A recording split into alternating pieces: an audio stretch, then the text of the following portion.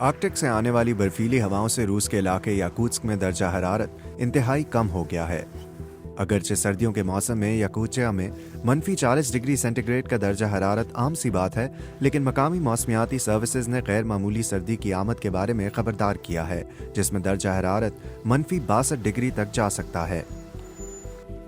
Нет, это первый раз такая зима. पहली दफा यहाँ इतनी सर्दी पड़ रही है। गुज़िश्ता कई साल में मौसम बहुत गर्म रहा है, लेकिन अब बहुत सर्दी है।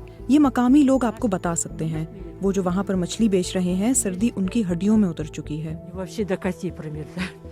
Ой, вот. सर्दी इतनी शदीद है कि हमने कपड़ों की कई तहें पहनी हुई हैं, जिसकी वजह से बोलना, सांस लेना और चलना फिरना मुश्किल हो गया है। इस मौसम में काम करना बहुत मुश्किल है, लेकिन हमें अपनी अशिया बेचनी है तो हमें ये करना पड़ता है। Поэтому стоим. मुझे बहुत सर्दी लग रही है। ऐसा लग रहा है कि ये सर्दियाँ बहुत सख्त हैं। दूसरा मसला ये है कि मेरे जूते गर्म नहीं हैं। बिल्डिंग के अंदर तो गर्मी है, जबकि बाहर बहुत सर्दी है। समझ नहीं आ रही कि मैं कहाँ जाऊँ।